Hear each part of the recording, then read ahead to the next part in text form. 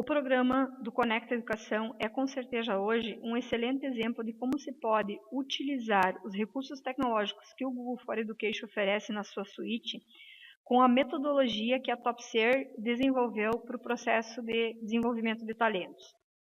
Essa metodologia, dentro do programa do Conecta Educação, ainda trabalha muito o aspecto da cocriação, porque esse projeto foi cocriado entre empresários, diretores, gestores e a comunidade. Por isso que ele tem um diferencial nesse processo educacional. Agora a gente vai falar um pouquinho sobre como esse processo de metodologia foi desenvolvido e o que a gente faz nele. Então, logicamente, a gente trabalha com as tecnologias digitais. E é importante ter clareza de que uma mudança nesse sentido, seja dentro das empresas ou das escolas, não acontece do dia para a noite. Ela tem 4 níveis de maturidade, que a gente chama de despertar digital, o letramento digital, a fluência digital e a maturidade digital. Eu não começo num projeto já gerando modificação. Eu primeiro preciso gerar substituição, depois ampliar, depois modificar, para só então eu redefinir. Se eu não seguir essa escada, eu não consigo chegar no resultado que eu preciso.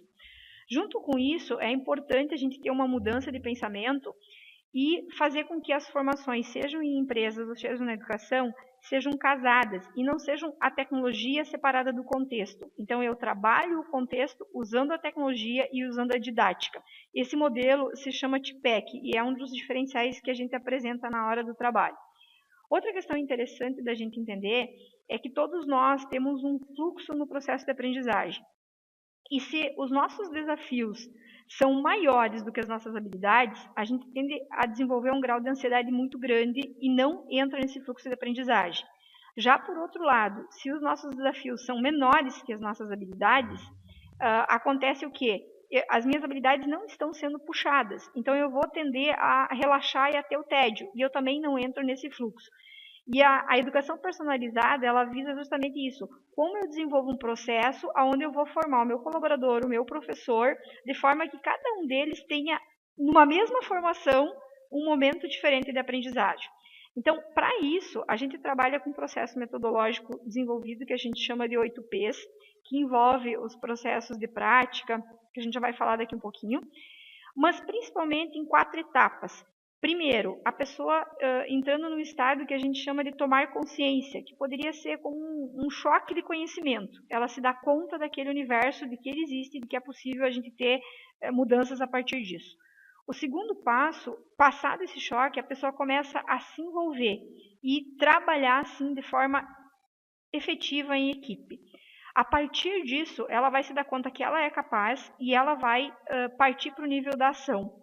E a gente precisa consolidar isso com a socialização dessas informações. Então, são 4 passos que permitem definir isso. Então, esses 8Ps me permitem fazer isso de uma forma que seja prática, participativa, positiva, permanente, personalizada, proativa, persistente e que promova o aumento da zona de conforto. Não existe uma magia para fazer isso, mas sim existem evidências. Hoje a própria pirâmide de William Glasser diz para nós que a melhor forma da gente aprender alguma coisa é ensinando aos outros. Porque 95% daquilo que a gente ensina, a gente aprende. Então a gente tem um desafio muito grande que é possibilitar com que a dinâmica desenvolvida, os professores sejam conduzidos a ensinar os outros, mesmo que eles estejam aprendendo um conteúdo novo, porque isso reforça a forma como eles vão aprender. Então, a nossa trilha, ela envolve a metodologia desses 8Ps, trabalha com educação personalizada, com metodologia ativa, com o uso de tecnologias colaborativas, que isso é importante destacar, e aí entra o Google for Education, porque sem essa presença da tecnologia colaborativa eu não consigo estimular os professores a fazer isso. E, principalmente, a gente consegue ver um pouco de diferença entre aquilo que diz faça o que eu digo e não faça o que eu faço, porque os professores são estimulados de forma prática.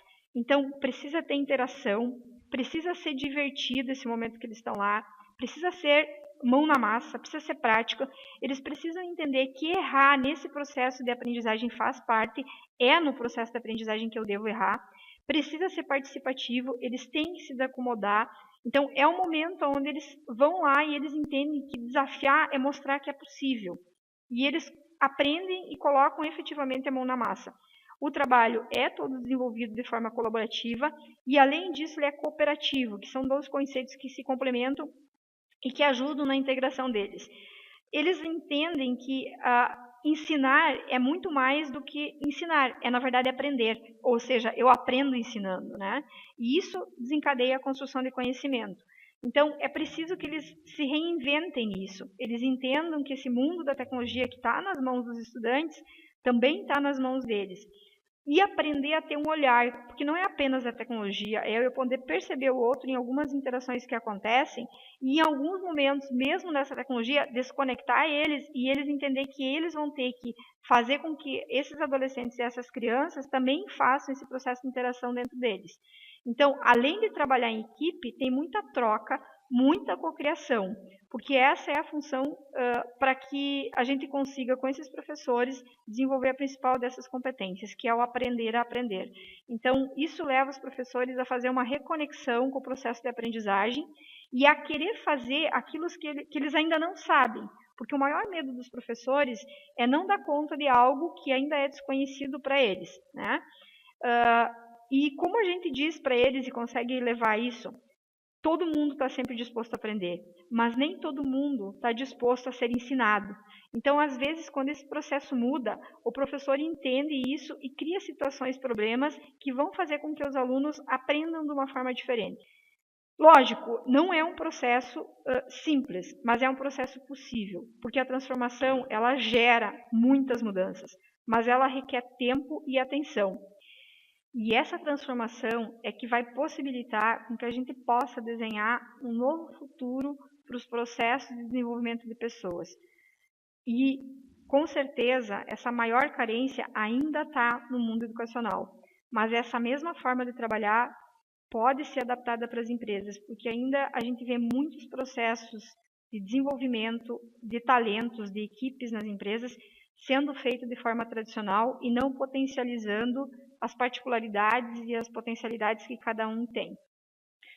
O nosso muito obrigado pela oportunidade de poder compartilhar um pouco da nossa história e do que nós acreditamos. Queremos deixar aqui também os nossos contatos, pois acreditamos que muito do que nós queremos de mudança nesse nosso ecossistema inovador e cocriativo de Palhoça tem a ver com a mudança no processo educacional, porque são as pessoas que estão hoje dentro desse mundo da educação que vão chegar e continuar essa história. Então a gente quer deixar à disposição e conte conosco para projetos que possam ousar nesse tempo e nesse espaço. Muito obrigada.